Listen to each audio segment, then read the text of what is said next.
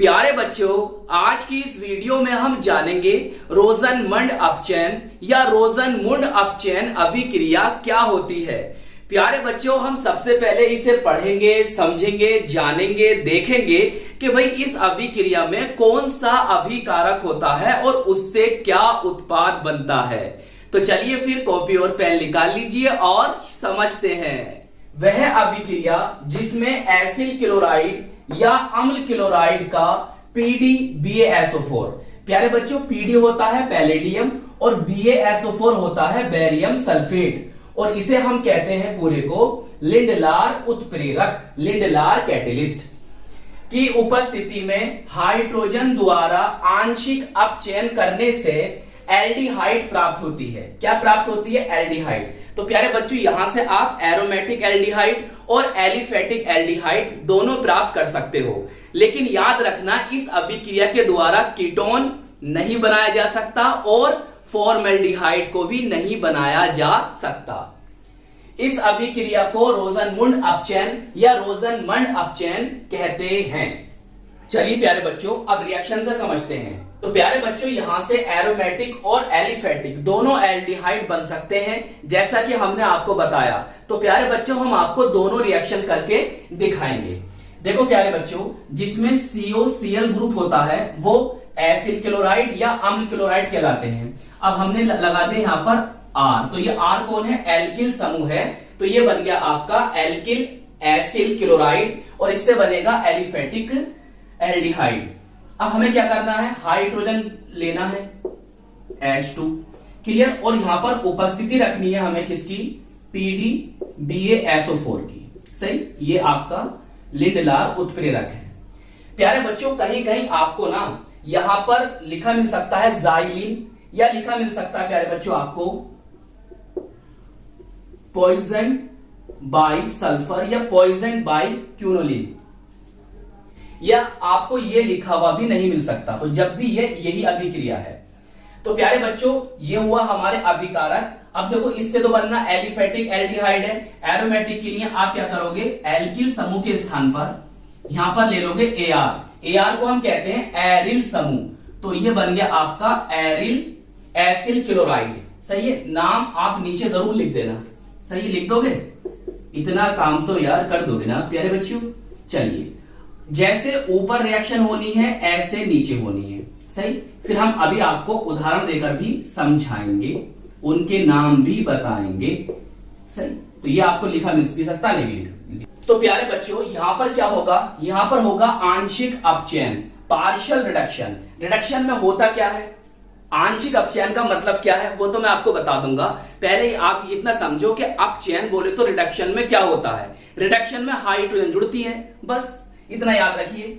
देखो भैया, एक H यहां से लो और एक Cl यहां से लो, बताओ क्या हो जाएगा? HCl निकल जाएगा। ऐसे यहां पर होना है जैसे ऊपर होना है। अब क्या बचा? देखो, जो एक H बचा है उसको लेकर कार्बन से जोड़ दो, तो ये बन जाएगा आपका CRCH और साथ में O है। ऐसे देखो, यहां करो, ये आपको कौन बन गया? एल्डिहाइड। नाम लिख देना नीचे, एलिफेटिक एल्डिहाइड है, और ये बन गया आपका एरोमेटिक एल्डिहाइड। सही है। चलिए प्यारे बच्चों, आंशिक अपचयन बोले तो पार्शियल रिडक्शन।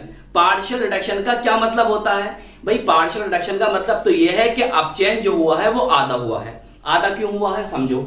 जो BaSO4 है बेरियम सल्फेट, वो PD की क्रियाशीलता को, सक्रियता को कम कर देता है, जिससे जो आपका एसिड क्लोराइड है या एसिड क्लोराइड है वो एल्डिहाइड में अपचयित हो जाते हैं, आगे अपचयित नहीं होते। किसके कारण? BaSO4 के कारण।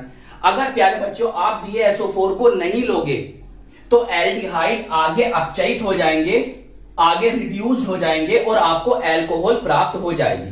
तो इसीलिए BaSO4 जो है इसकी क्रियाशीलता को, सक्रियता को कम कर देता है और ये इसमें अपचयित हो जाते हैं, रिड्यूस्ड हो जाते हैं और आगे अपचयन नहीं हो पाता। इसीलिए इसे कहते हैं आंशिक अपचयन, बोले तो पार्शियल रिडक्शन। मेरी आवाज समझ में आ रही है? थोड़ा हलक में दर्द है मेरे जब भी मैं वीडियो बना रही हूं। प्यारे बच्चों, इसे नोट कर लीजिए। अब मैं आपको उदाहरण देकर समझाता हूं। तो प्यारे बच्चों, R कौन है? R एक एल्किल समूह है, एक एल्किल समूह है, एल्काइल ग्रुप है। आप यहां पर CH3 बोले तो मैथिल ले सकते हैं या एथिल ले सकते हैं। क्लियर? तो प्यारे बच्चों हम यहां पर ले रहे हैं CH3, यहां पर हम क्या ले रहे हैं, CH3 को ले रहे हैं। तो अब इसका नेम क्या हो जाएगा, देखो CH3COCl, इसे हम कहते हैं सामान्य नाम में एसिटिल क्लोराइड, और आयुपेसी नेम होता है एथेनॉइल क्लोराइड। नाम प्यारे बच्चों जरूर लिख देना इसका नीचे, चाहे आयुपेसी वाला लिख दो चाहे कॉमन नेम लिख दो। अब प्यारे बच्चों यहाँ CH3 आ गया, तो यहां भी क्या आ जाएगा, CH3 आ जाएगा। अब देखो यहाँ ये कौन बन गया, CH3CHO। इसका जो सामान्य नाम होता है, कॉमन नेम होता है, वो होता है एसिटैल्डिहाइड, और आयुपेसी नेम होता है एथेनल। सही।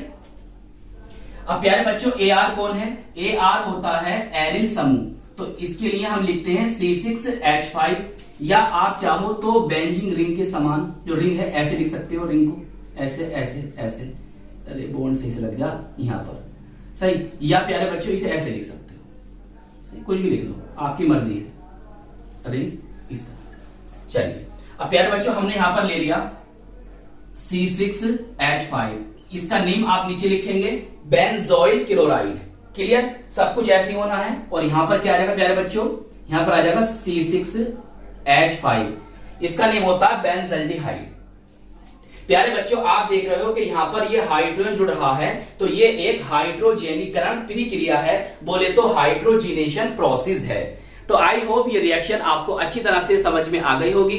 तो प्यारे बच्चों अपना ख्याल रखिएगा, खूब मेहनत से पढ़ाई करते रहिएगा। हम मिलेंगे आपको इसकी नेक्स्ट वीडियो में। जय हिंद, जय भारत।